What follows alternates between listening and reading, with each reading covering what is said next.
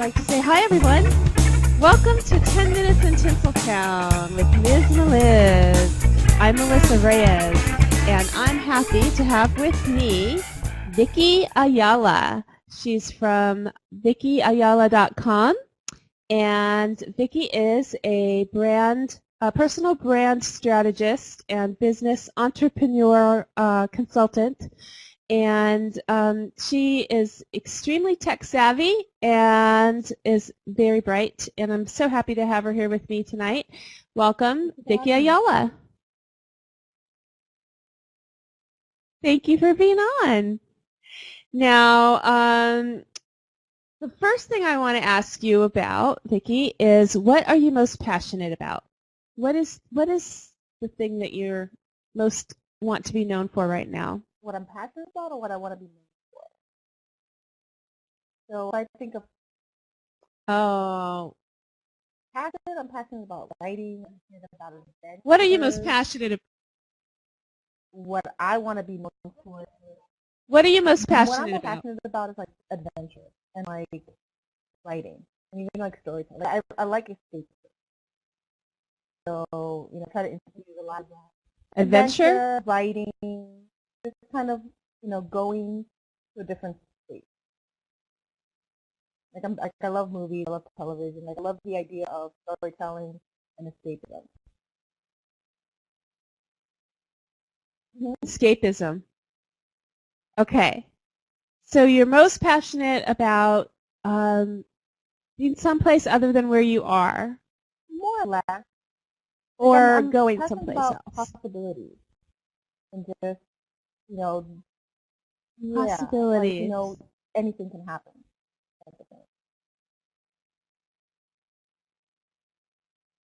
Anything can happen. Anything is possible. So what would you want to be known for, or what do you want to be? What are you claiming to be expert what I want in? to be known for is someone who is able to create a brand and also create a successful business on your own terms.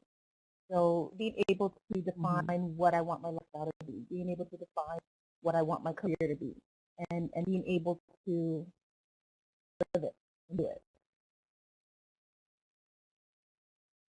How do you define your career? I define my career as, I would say, as a multi-passionate entrepreneur. I have a lot of different interests. I have a lot of different things that I want to do, and still be able to create a way to take what I'm passionate about and turn it into a thriving business. Being able to do what I love for passion and profit.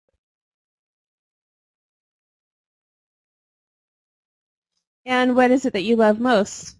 What is it I love most? That's a good question. And that's something that I've been also really looking at, how I want to define that and break it down in a way that kind of makes sense to me. Like where I'm at right now, I love to do a lot of different things. And so really being able to hone in on that one thing. I didn't hear you. Can you hear me now? Okay. Sorry. Yeah, well, I can hear you. Just it kind of faded out when you told me what you wanted, what you love most. I missed the best part. I guess that's the universe's way of saying that I'm still figuring that out. Like I love to do a lot of different things, and so Okay. Being able to hone in on that one thing is kind of difficult because I like doing a lot of different things.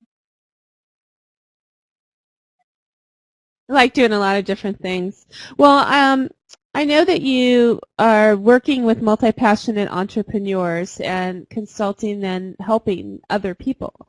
And so, how do you advise people when they want to start a business or improve their business or make money? I mean, that's a lot of things, but what is the key to helping other people with their business and being an entrepreneur? At least my approach.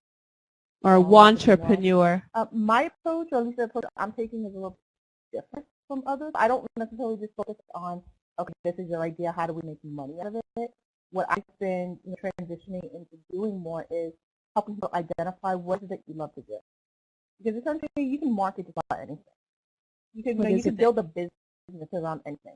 There's always a way to turn a profit on even something that you think is not profitable, but really breaking it down and saying, what do you want to spend your time doing? Like, what is it, what lights you up? What is it that you want to do with your life? And identifying that first, and then figuring out, okay, now how do we take this that you love, this thing that you love to do, and make it something that's profitable? And before you can even get to that point, being able to define what is success. How do you want to define success? And then kind of guiding them through that journey. And it's different for everybody. There's no 5 steps to success that everybody could follow and be okay with that. It really, like you said, you have to hone in on what their personal drive is. Now, you suggested to me probably a year or so ago that I should be doing more video. And it was in the back of my mind, and now I'm doing it. And you are so absolutely spot on because I love it. There's so many things I want to do with this.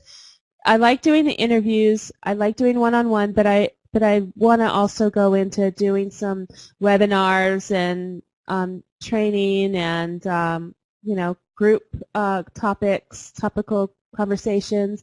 And then, of course, the fun part of it is right now I'm just playing around with the podcast idea and stuff. So, but you were right. I mean, I didn't know I was suited for video, but I like it. I like it a lot. So how do you see something in someone when they can't even see it themselves? Is that a skill or a gift, or do you even realize you're doing it? I think we all have that ability. I mean, I think it's very difficult for us to look at ourselves objectively and say, this is what I love to do, this is what I'm good at doing. I mean, you have that other person, whether it's, someone that you know, someone that you don't know, they could read your body language. Like when you start talking about something you're really passionate about, you give off cues. You sit up a little bit more. You smile more. Like, I want to say something to say like you have a glow, but you can kind of tell when somebody loves what they're talking about and when somebody hates what they're talking about. So, when somebody's explaining what it is that they want to do, if you ask the right questions, they'll eventually show you what they're not willing to show themselves. That is so true. Asking the right questions. You mentioned about storytelling, and I notice, everybody who blogs and writes article kind of posts will know exactly what you're talking about as far as content creating. But what do you mean when you talk about storytelling? Is it sharing of yourself, or is it coming up with ideas? Is it being creative? What is it? Paint the picture, and specifically around business, being able to sell on an emotional level. When you think of most fairy tales, they're selling something. Sell on Cinderella is selling happily ever after. Might also be selling shoes. But like every fairy tale you think of, there's a sell there's a sales pitch in there at some point. But you want to get people to a point where they're emotionally connected with the story, and that's where storytelling comes in. It's like, how do you paint that picture? How do you captivate their attention so that you could eventually guide them down the path that you want to take them to, whether it's signing up to your list, whether it's buying whatever it is that you're selling. It could be, coming to your event. It could be signing up to, something as simple as, join us on this podcast. Like, specifically around storytelling, I mean, it can mean different things for different people. And the way I define storytelling is being able to emotionally connect with someone else through life experiences, through a narrative that has a specific intention in mind. And can we do that without being too gimmicky? Just authentically, just putting ourselves out there and attracting other people that are like-minded. I get concerned sometimes that it's spinning a web if I put too much gloss on things to make it attractive to other people. Well, I would say instead of focusing on making it attractive to other people, just tell your truth. Your story is going to be different from the next Tell your person. truth. You have a podcast, you have a blog, you have a full-time job, you have a family. There's a lot of people who have on the surface the same thing, but there's something intrinsically unique about your interpretation of your situation that's going to make your story different than that person. Yeah. Yeah. I found it very fascinating because what you do is strategizing, and you're always thinking a step ahead, where I'm so in the moment thinking what I'm doing and then reflecting and trying to figure out how to fix it for next time. So it's a different way of looking at things, and I appreciate what you do. So you mentioned that part of how you help people is through brand confidence. So how does one build their brand confidence? What does that mean? I define brand confidence is it's closely connected to the idea of a personal brand. And, it's just another way of saying getting enough self-esteem to be who you want to be and expressing that. So, if you're looking at your personal brand, instead of saying, like, I want to build a business and this is my blog, and you're hiding behind this facade of a different name, it's not necessarily, it's very vanilla, you're taking a stance on anything. When I think of brand confidence and how I position people, is saying, okay, who are you? What are you bringing to what you're putting out into the world? How are you showing up with your blog? How are you showing up with your podcast? And not necessarily in the sense of, well, we're going to talk about these topics that nobody else is talking about. It's more, how are you showing up for it? What is your voice? What is your perspective on it? And being confident enough to want to come out and be expressive. Because I notice that especially bloggers and entrepreneurs, they kind of hold back and are hesitant because they don't want to offend somebody, or they don't want to alienate a specific audience or demographic. And so brand confidence, specifically tied to personal branding, is saying, this is who I am, this is what I'm comfortable being, and this is how I want to express myself online. That is, cheers to that. That's true. Like, this is who I am. So for some people that might be a leap of faith. Can I segue into a leap of faith, because that is something that you talk about on your blog. How does having faith and affect you in your business? You have to believe in yourself. As far as having a, it comes down to believe in yourself. As like, some people have faith in religion. I like to have faith in people. And so being able to believe that you can do what it is that you want to do. And that leap of faith is knowing that, especially as entrepreneurs, there's no guarantee. Like, you kind of have to be a little bit on the crazy side to pursue this kind of work. Like, it's not for everybody, but at the same time, it's like, you get a calling. There's something in you that you want to do this, whatever this is for you. And that leap of faith is believing that it may not work out. The odds are against you. Chances are you're gonna fall and fail several times, and that's okay. And I guess that's where that leap of faith comes in, is saying, taking that chance and betting on yourself.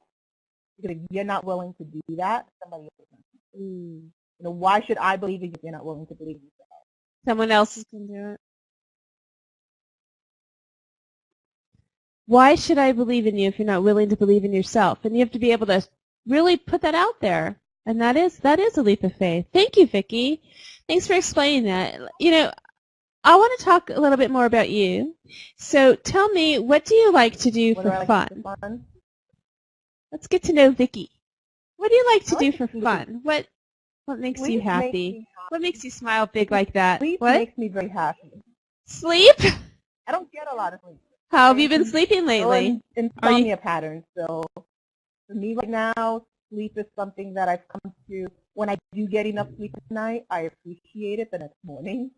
So it's something that, I do love to do, because for me, it's like I feel like I'm always on when I'm awake. And so being able to relax, and that moment of, lying in bed before I go to sleep, or lying in bed for that hour after I'm supposed to be waking up, like, that's my, I won't say it's my meditative state, because that's not necessarily when I meditate, but that to me is my center. That's my anchor. That's when I can just relax without computer, without technology, without emails, and just kind of like enjoy being where I'm at. Well, besides sleeping, which is fun, but it's kind of a little like, It's hard. what else do you Like, do? the stuff What's the most recent movie you saw that you liked? recent movie. Okay, so recent movie is that it's a new movie I saw, or it's a recent movie I've been watching, even though I've been watching it since like for the past couple of years. I've been binge watching Practical Magic because I love them, and like right now in the fall because it's kind of witchy, Practical. It's a movie that I like watching, so I've been watching that a lot lately. Have you made a list of things that you want? Isn't that what she does in Practical Magic? She makes a list. What she wants in a man. The perfect man. Oh. The perfect man, but she made a list of qualities that she knew could never exist, or so she thought. So she thought. Yeah, that's a big leap of faith, huh? So how about crafts? I know you like to do. What kind of crafts do you do? Because I was coming in from the city today, and I was in the jewelry district, and so like I definitely wanted to like start getting back into like making accessories and things like that, like earrings and bracelets. Make jewelry. I like to make jewelry. I didn't know you liked to make jewelry. Make earrings and bracelets. I have all the little tools and all the little. Yeah. If you make me one, I'll make you one, and we can switch for Christmas. How's that sound? Little bracelet. That'll be fun. We could be little bracelet buddies. So, tell me about, now, I know that you've been going through some changes, and you seem to always be building and getting ideas and going forward with your web space, as far as VickyAyala.com and Vicky by Design, and you're about to go through another little metamorphosis. So what's going on with that? What I'm doing right now is just consolidating my site into one space. One thing I noticed is like it's a lot of work to manage multiple websites, and as I wasn't practicing what I advocate, and so I had to look at, okay, I'm big on this personal branding, build the space online, put it under one umbrella. Meanwhile, I had 5 different URLs out there. So what I wanted to do was just consolidate everything under one name, and I went with the URL that I feel had the most traffic. I've been under VickyAyala.com for I would say maybe almost 8 years, and so Vicky by Design was URL. How many years? I've had that URL for a really long time. 8. I would say I got that URL in 2002. Yeah. So my math might be off. It might be more like 10 years. 10 years. 10 years. Wow. So you're going to combine everything, but the premise is going to be the same. Are you doing virtual mentorship through VickyAyala.com? It's actually the same concept. I mean, for me, it's like what I wanted to do was just, I didn't want to have different extensions of who I was, because as a person, I'm one person, and so I wanted everything to be under one site. And so everything I do, it makes it a lot easier also when I want to explore different projects or create different services or whatever. I could always just integrate it under one site without having to worry about, okay, I have to build another site, let me market this and start from scratch. That's exactly what you set up for me with MsMeliz.com. I mean, it's exactly what you told me to do. You can put everything on there. I think of it as my umbrella. Like that is my shop. That's my warehouse. That's my thought factory. Whatever I do, it's always going to lead back to there, and whatever I start is going to come from there. And I could branch out as much as I want, or I could trim back as much as I want. And I love it. And I mean, you really helped me to see that, because, I've been talking to Carolyn West and Anna Lydia and some other bloggers, and, we talked a lot about the niche blogging and how it is really stupid, because why narrow yourself down to one thing when people aren't just one thing. People like to do different things, and they like to see different sides of you. And as they've been following you for 3, 4, 5, 7, 8 years, you can't just keep talking about the same thing. But your brand has grown. So I mean, that's a principle that you really did lead the way, but it is fascinating to see you try new things and go back and try again. So, and that's what the stuff of life is all about. So thank you. Thank you for being your authentic self. Tell me about if I wanted to be mentored by you, or if one of the bloggers or one of my viewers wanted to get some information from you. Tell me about the workshops and programs that you do on VickyAyala.com. So right now I have 4 offerings. And on my site there's 3 listed. I'm launching another one this weekend. But it's essentially, I do a digital strategy session, like a 4-hour intensive digital strategy, where it's like we sit down and we hash out the next 12 months for your brand and your business. And so that's specifically rooted in kind of like my left brain stuff and what I won't say I'm trained to do, but what my work history has been. Because by trade, you can say I'm a digital strategist. You have this idea to put something online, a business, a blog, a TV show, whatever, and then you have a goal. What is that objective? And the strategy comes in taking you from point A to point B. So really looking at all different assets that you could leverage with your brand, the different platforms, which is ideal for your audience, which is ideal for you. That's where the digital strategy stuff comes into play. So I have that I offer, and then it's like a business plan. Yeah, but it's like a business plan, like mapping it out. It's specifically tied to digital. So it's not, there's not going to be that traditional sense of a business plan saying this is your exit, this is who your audience is. It's very rooted in tech resources. Like you have all these different social media platforms. What's going to work for your audience and what's going to work for you? And everybody jumps on Facebook, but maybe Facebook is not going to be what's going to help get you the visibility you're looking for. You have a website, but it doesn't have the back-end functionality that it needs in order for you to automate something. And so that's where that digital strategy comes in, because it's specifically tied to online.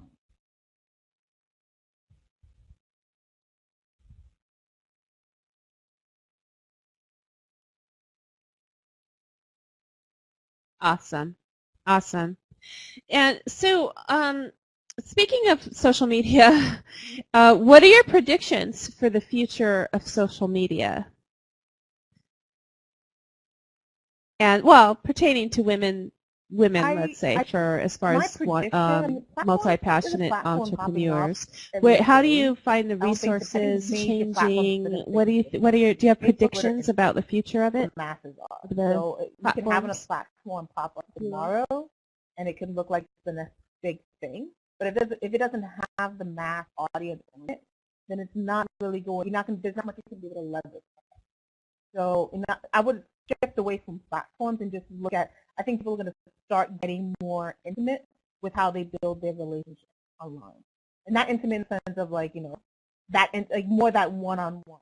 The conversations we're having here, being able to replicate this one-on-one on a one-on-one basis. Instead of saying, okay, this is what we're talking about, how do I reach 1,000 people, focusing more on, okay, this is our conversation, I want to have this private conversation with another person, and then with another person.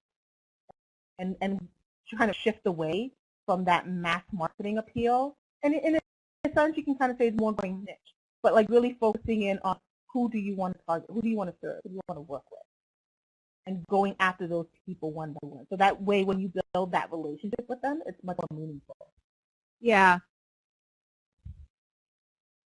So, last year, well, I guess it was last January, I talked with Dino Dogan about building a community online, and that's kind of what you're touching on, about one-on-one, one person at a time, creating relationships.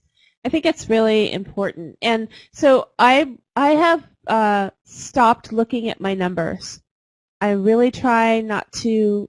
I don't understand my analytics anyway, and they're never consistent to really, And I'm not selling anything. I know you say, I'm selling myself, or I'm selling the possibility of what I could be doing, but I feel like I'm just practicing and trying different things for now, because it's my hobby. I don't consider myself an entrepreneur because I don't have any intention of making an income from this right now. but I will be talking to you when I'm ready to do that. But anyway, my point is that for me, building a community and getting to know more people and getting my name out there is what's building this strong foundation. And I want it to grow, you know, as they say, authentically, but not just like organically, you know, just really not by selling out, you know, not by trying Well, I the think next what big I noticed also is wave, that just people don't to realize really, it takes uh, time. you And know, like what I noticed with you put is like in those you're stones planting one at your a seed. time and You don't build know up what that it's gonna, where that it's gonna level, grow, you what kind know. of tree is gonna So come out that's of my it. But plan. you're putting So, the pieces in but place the numbers are so small. that you can have those opportunities later. And specifically now with what you're doing, it takes time for you to build that body of work, for you to find that momentum that you could leverage your brand with. I think that's what's important with any business. There's no get rich quick thing that's going to work for people. You know, it's just like the same with weight loss, you know, and the same with exercise. It takes work. It takes dedication. It takes planning and knowing yourself. And listen to me. I sound like I know what I'm talking about, but you know, I'm inspired by you because you really do know what you're talking about, and you've helped me so much. And I'm thinking about So, because I went back to web design.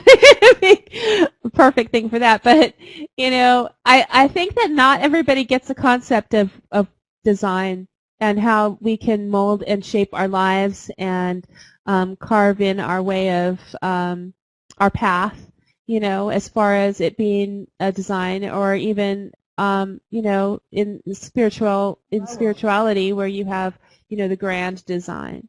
And so it's like, you know, and it's a part of that. So I think it's don't, you know, don't sell the URL or anything. Because I think it's pretty awesome. You never know.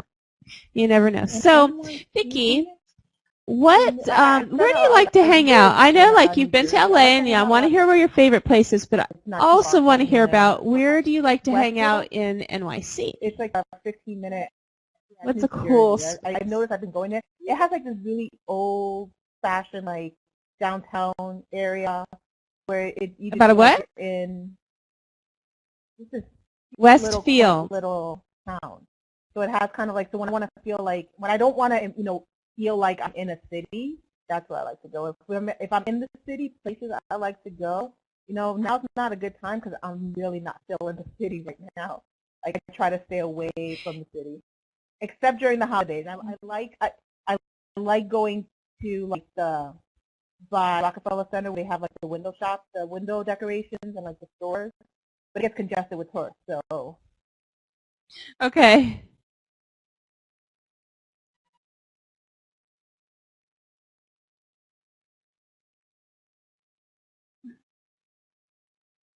I mean, aside from hanging out with family, I try to avoid. Is there anything that you do every year at Christmas that has to do with that, like Rockefeller Center, or I mean, do you have a tradition that you like to do? A lot of shoppers, and it can be very overwhelming.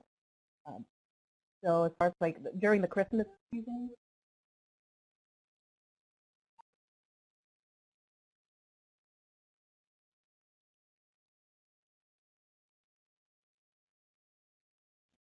So if I came to visit you, if I came to visit you during the Christmas season and I said, take me to someplace that's classic, never forget, everybody knows what you're talking about, where would you take me? But there's just an energy in the city during Christmas. Ice skating. Because I may not like being around large groups of people. This is really like so romantic. Sounds like fun. There's no place like New York City during Christmas.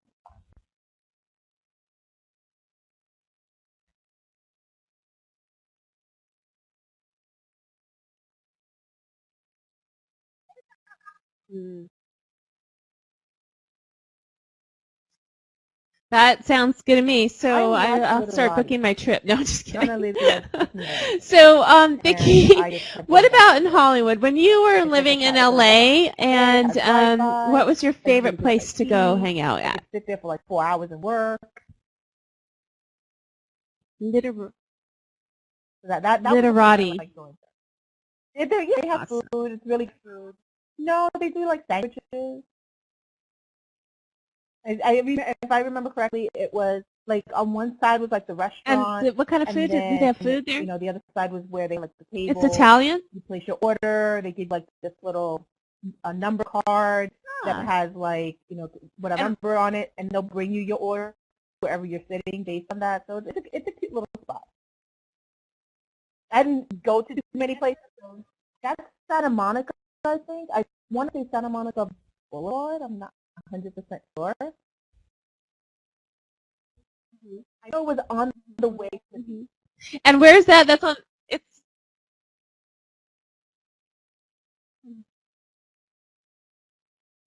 Maybe it's Wilshire Boulevard, Santa Monica area. So Yeah, probably yeah. next year. I'm not So sure. and then you'd like to Maybe spend a early lot next- of some maybe time early next year. in Venice Beach, Probably right? That Probably was some your time beach, before next hang summer. out. Well, do you think you'll be back to LA anytime soon?